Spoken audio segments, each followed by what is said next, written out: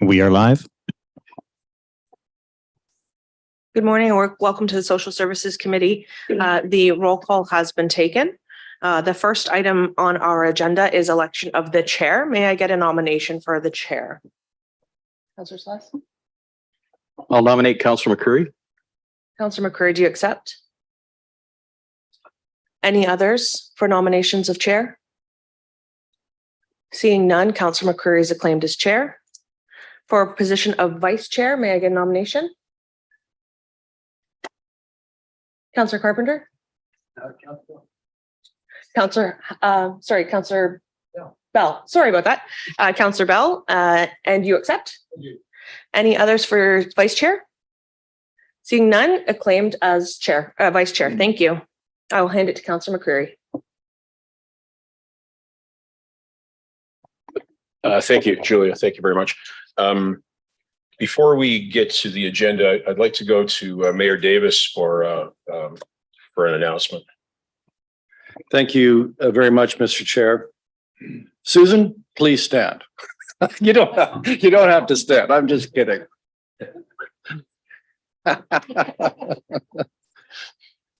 I'd like to acknowledge one of the most helpful staff to me over the last 4 years in understanding social services, the variety of different programs, and it has been Susan.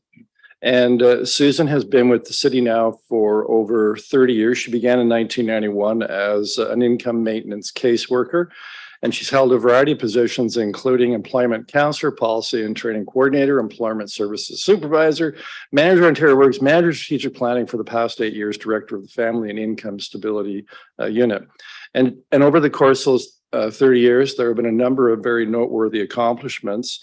And back in between 2000 and 2009, it was the launch and ongoing operation of www.brantjobs.ca. And for over a decade, that was our local job bank. And it was a really, really helpful online resource for local employers and job seekers. Unfortunately, we've lost the benefit of that with recent changes the province has implemented. And then from 2010 to 2019, you'll like this, Councillor Samwell, that Sue had a very critical role on important community projects that focused on neighborhood hubs, and also the successful residential withdrawal management center proposal, which is now being operated by St. Leonard's, and Step to Success program, which offered that wraparound support to those that had in their family experienced generational social assistance. And then in the last 2 years, through COVID, Sue led the COVID business continuity response for family and income stability. And she also led a number of other services that were critical for this organization, our city, our community, and our region to deal with COVID as well as we did. And she also prepared a vision that will serve the commission for the next 10 years. And so I don't think there's any disputing Susan's, her passion for the work that she does and the people that she works with, her leadership, her knowledge, and her commitment. It's plainly self-evident. Sue, we're going to miss you, but we do wish you the best in your retirement, which I believe is going to include a lot of traveling, hanging out, golfing, and spending time with being a full-time dog mom. And I understand as a dog owner how critical that is. So Susan will be retiring at the end of this year, December 31st, 2022. But her last working day will be December the 15th. So Sue, we wish you the best and we thank you for your service.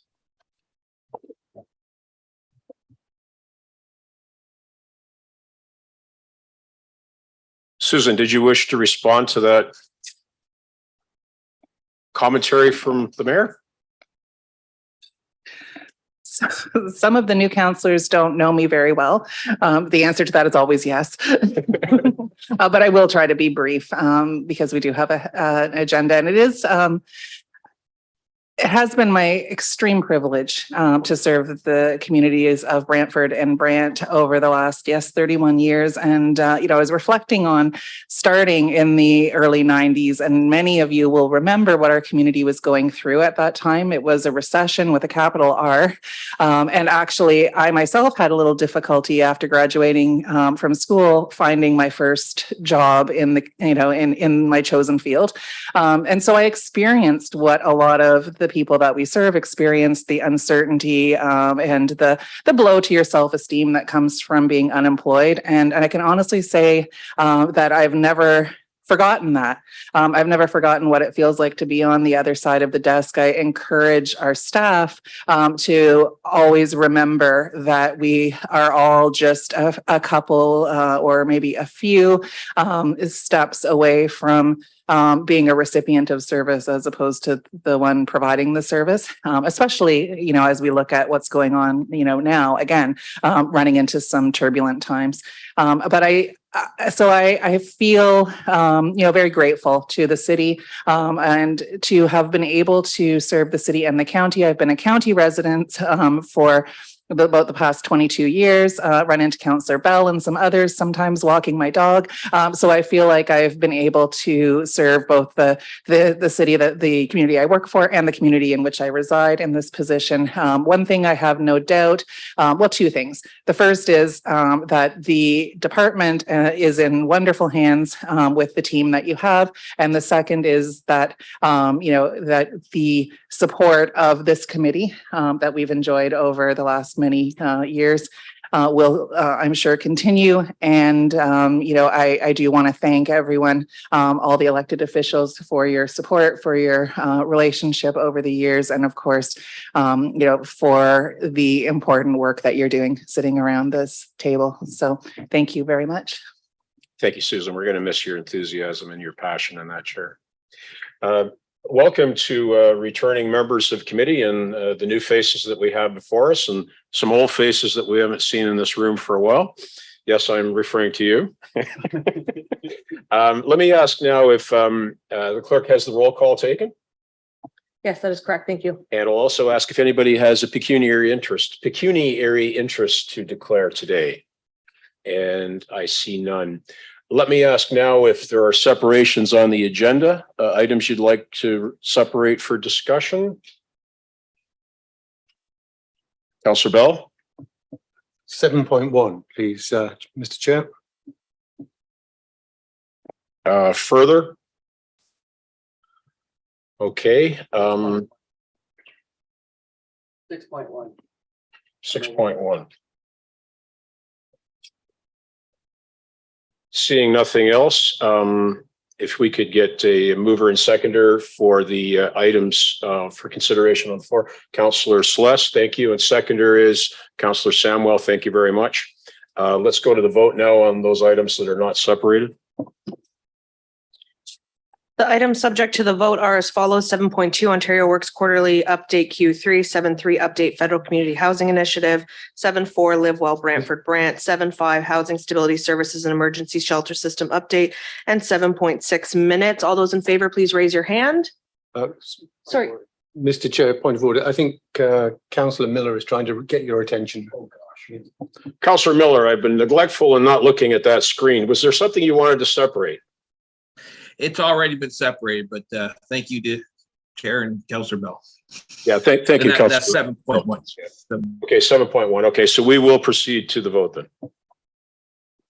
Thank you. All those in favor, please raise your hand. All those opposed? Carried. So we have no presentations, no delegations. 6.1 was Councillor Carpenter. Was that you or Councillor Bell? That was me. Go ahead, please. Yes. Just the staff, these renovations, when we purchased the Lucy Marco house, were we aware of how much renovations were needed in the building and the shape of the building? Was there an assessment done on the building on the outside and the inside as part of that? So Marlene Miranda, General Manager, Community Services and Social Development, and through the chair, yes, we did receive all the building condition assessments for that, and we worked with real estate to assess the building and work through the purchase. So knowing the shape the building was in that was all part of the purchase price because of the renovations and the cost that it was needed. That is correct. All right, thank you. Councillor, thank you. Further discussion on 6.1? Councillor Bell, go ahead, please. Yeah, thank you, Mr. Chair. Through you to staff. I noticed we have a number of options as to how many units we can get in the Lucy Marco place. What is your thinking about optimization? I could see that we do need some larger site apartments, not just single bedroom or studio apartments. Could you say something about your thinking? So through the chair to Councillor Bell. So when we looked at the need in the community and we looked at the wait lists, about almost 70% of it are requiring bachelor or 1 unit apartments. And that's why we focus more on option 2 to enhance or optimize the units up to 50, potentially even up to 54. We have left a few of the units for consideration as we go through the design and construct part of this renovation to determine whether we'd have a few units that might have a few more bedrooms in it. So there is still that option as we work through that process. But it was really based around the need and the best fit into the downtown core across from this building. Thank you. Councillor, thank you. Councillor Slash, you have the floor. Thank you, Mr. Chair. Through you to Marlene. Marlene, do we have a projected move-in date? If we look that far ahead? So through the chair, we are hopeful that if we can get the RFP out through design and construction that it would be within this calendar year or next calendar year of 2023. 2023? Yes. Okay, thank you. Councillor, thank you. Further speakers? I don't see anybody in the queue just now. I have a couple of questions as well. The resolution gives authority to the purchasing department to enter into a contract. Is that redundant? The purchasing department has authority to do that without us telling them, right?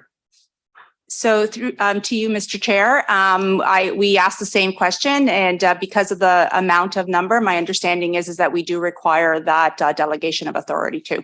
Okay, thank you. And some of this expenditure comes from our reserve account. Do we happen to know offhand what the balance in the account would be after this expense? Through the chair, if I may ask our treasurer if she has that answer. I do not know off the top of my head.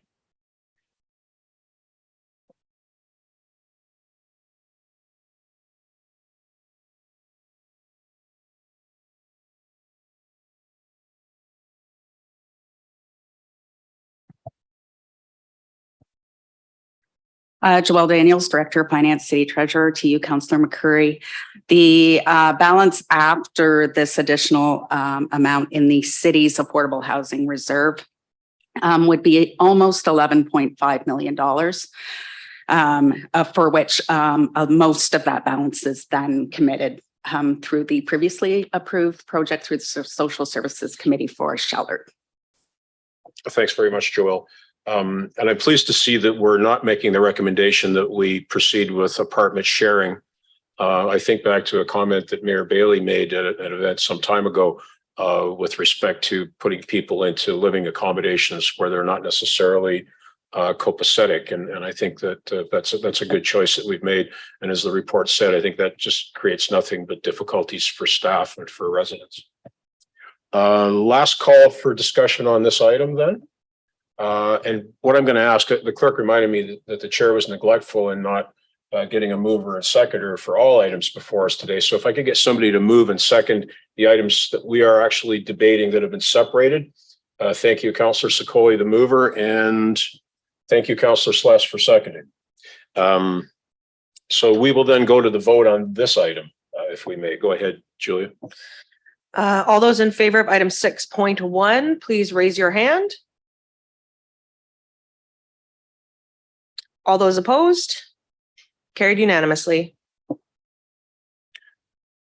Councillor Miller, did I miss your hand up for a comment, or you're voting? That was a vote.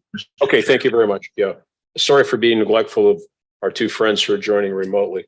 We'll go now to item 7.1, and that was separated by Councillor Bell. Thank you, Mr. Chair. I actually have a few questions, and I'll list them all out, and then we'll see how far we get, maybe come back a second time. On page 26, where we talk about the basis for targets for the 506 units that we're planning to build, we talk about the 2016 census data. We now have the 2021 census data, of course, but perhaps more importantly, we've had news this last couple of weeks that the number of homes that are to be built in the city and the county are going to be substantial in the next 10 years. And if I was simply to prorate the targets in relation to the total population, then 506 will grow. I'd appreciate staff comment on that. My second question and comment is on page 27 in respect to the 337 units from the not-for-profit sector. I think I recall some time ago you showed a list of properties that were coming out of the affordable housing category, and that we needed to think about renegotiating those contracts to keep them in the affordable housing category. I'd like an update on that if I could. On page 32, we talk about Trillium Way.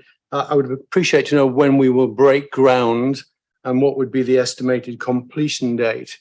I'll give you my fourth question, and that's on page 36 in respect of the direct impact of Bill 23 on the financing of this whole program.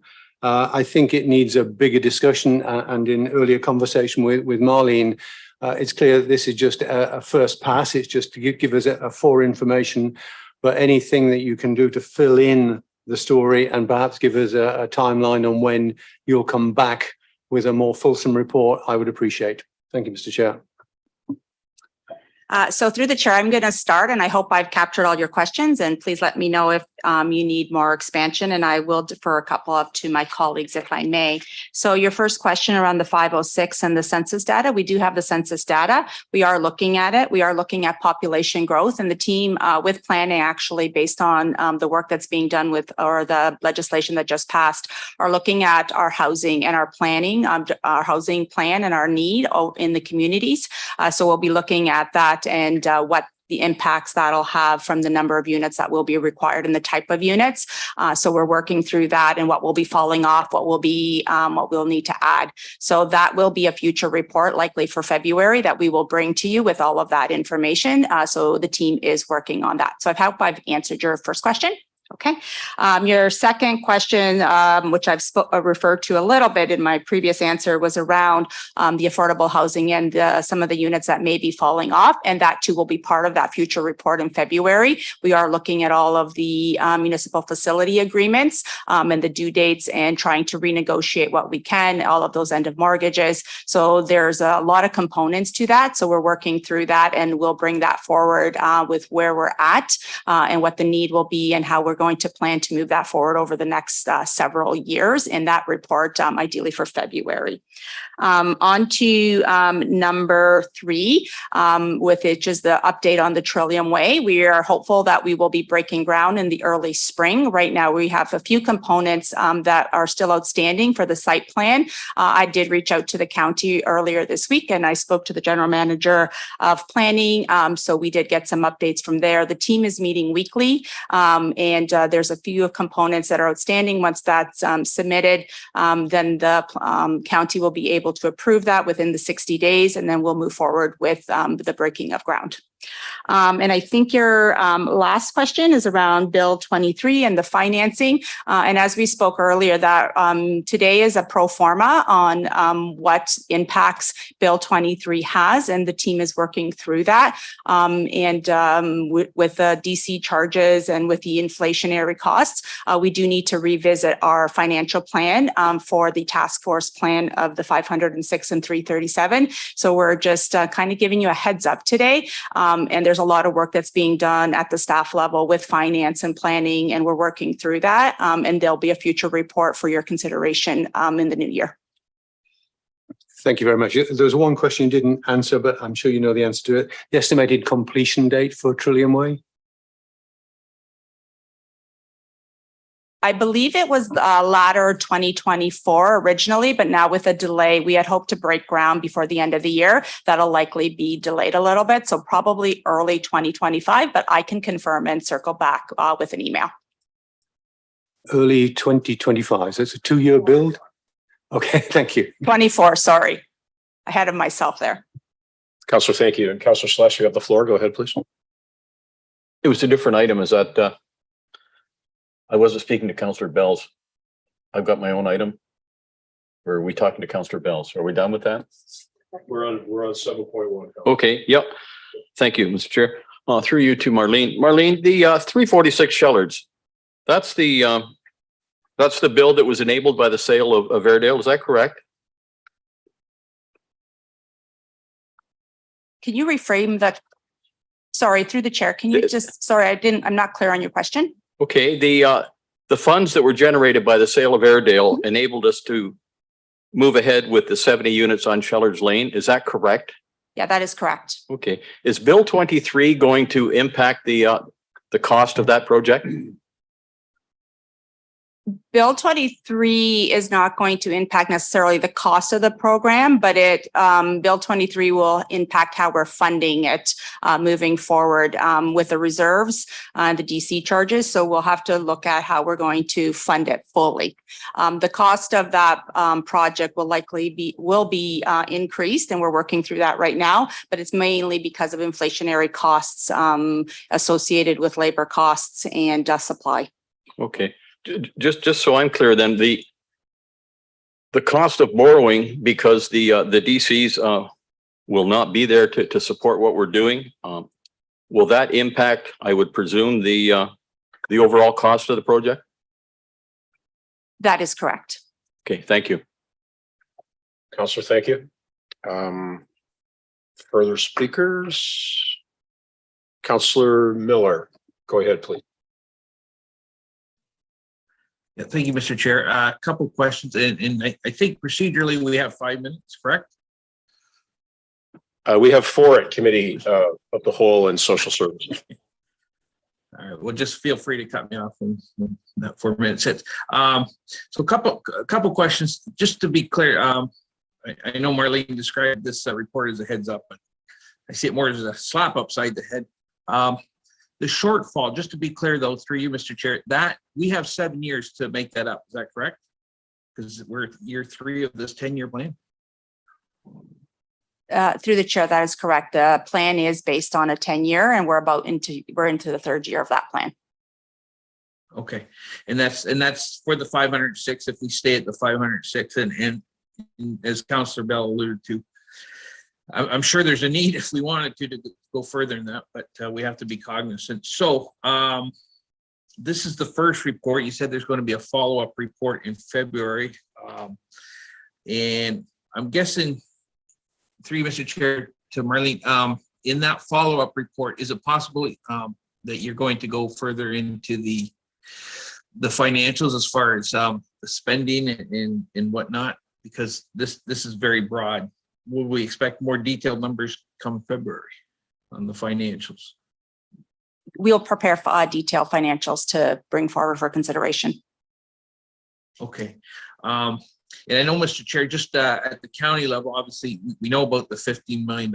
We don't know about the 12 million until this report came out. So we will have to have further discussions at the county level to dig into where that money comes from, and we have to be obviously cognizant of our debt limit and whatnot. So just letting you know, we have a little bit of, well, I guess the city has some work to do on their shortfall, and we'll have some on our shortfall. So that I've already tasked our interim CAO to do some digging, and he may have discussions with your CAO, who I don't believe is here today. So I'll leave it at that. And yeah, we got some homework to do. Thank you. Councillor Miller, I'm in the room, so don't say anything bad about me. Okay, I did not see on my list, so thank you. Councillor, thank you. Further speakers? I'll jump in, seeing nobody in the queue currently. Are we still on track, Marlene, to have the site plan approved for Trillium Way by the end of December, as it says on the chart? That is the target, yes. Yes, I know it's the target, but could you tell us whether or not we expect to meet the target? We do expect to meet the target. Okay, that's yes. excellent, excellent. And also in the item where we speak about other potential sites for affordable housing builds in city and county, do you have you currently developed a list of surplus municipal properties?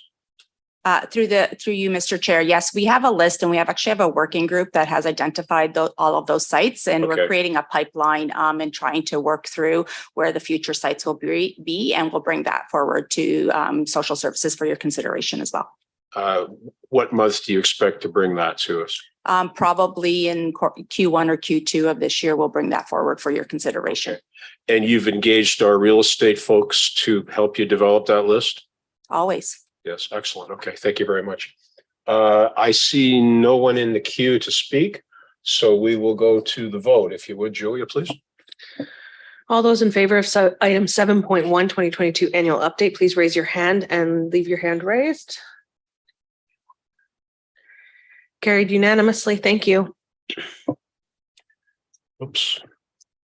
That concludes our business with respect to Social Services Committee today. Thank you, everyone, for attending. We will briefly recess before we move on to the next meeting, which is Brantford Brant Housing.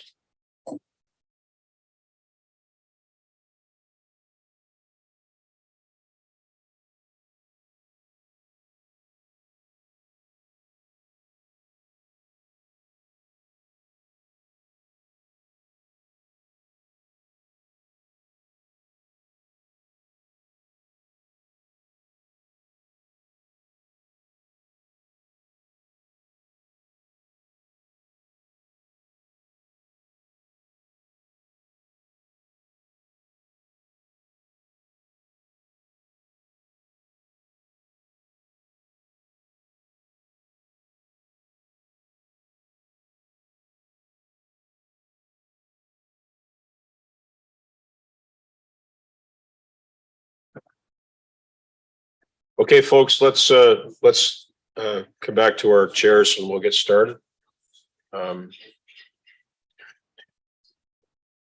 Thank you. We have the roll call.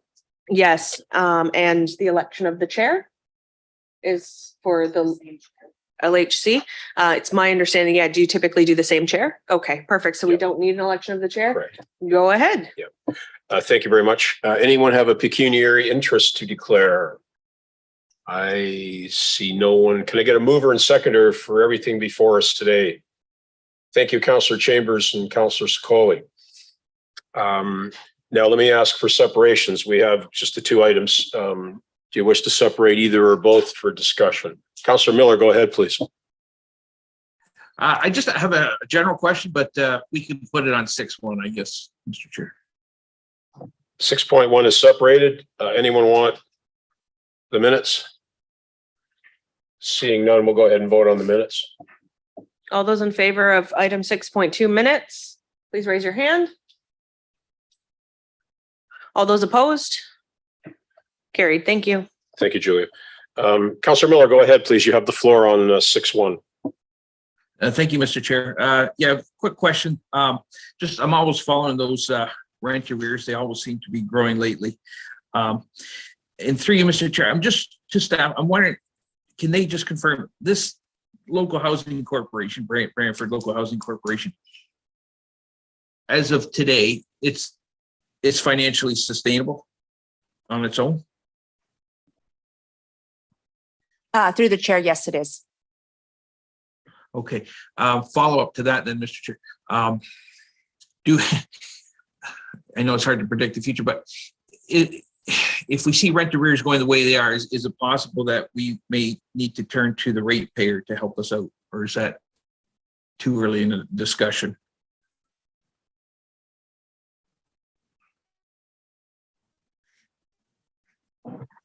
Mary Musson, Director of Housing and Homelessness, through the chair.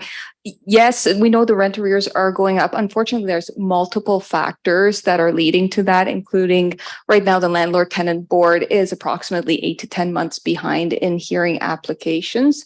Our manager of housing operations can speak to a bit more in depth of why we have all those arrears and what we are doing to mitigate them. But we do have a very strict view of making sure that those arrears are not creeping up any further.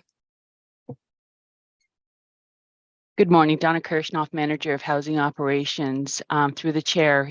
Yes, the arrears are increasing, and this is something that is being experienced by private and public landlords across the province. We recently received a communique from the province indicating that they are hiring additional staff at the Landlord and Tenant Board to get the applications processed, and the wait is 6 to 8 months. And really, there is not much that we can do about that other than continue through our property managers to encourage our tenants to engage and to enter into repayment agreements before we have to go to the board. Also, we must take into consideration that we do have a robust tenant eviction program where we want to support our tenancies and we don't want to see evictions. So working with our community partners, we are very supportive, and once I am comforted knowing that once the hearings are back on track, that we should see these arrears decrease. Thank you. Thank you. Councillor, thank you. Further speakers? Councillor Carpenter. Yes, do we get a report on the maintenance costs, the month-to-month maintenance costs, or the quarterly maintenance costs of the renovations and evictions, part of those costs for what it costs to maintain those homes and amount of damage that's happening in some of our affordable units? Through the chair, we do have a software program that we just recently upgraded to this year.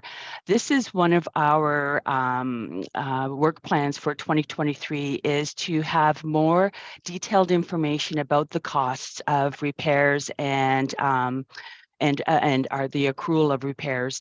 We do report on a monthly basis with the property manager on their budgets to see where they are in line. So I can say that our budgets, we do have a maintenance line, and we are within budget at this time. Is that maintenance line in the area of 200,000 annually? One moment, please. I would like to see that as part of the quarterly report coming forward for the next one, if you don't mind. I'm hearing a lot of anecdotal information from people that are cleaning out those units and the cost that they charge. So it is concerning to me, and I'd like to see the actual numbers. Thank you. Absolutely. Thank you. Thank you, Councillor. Seeing nobody in the queue, I'll just jump in. Did I read correctly in the report that we didn't sell any of our Woodlawn singles in 2022?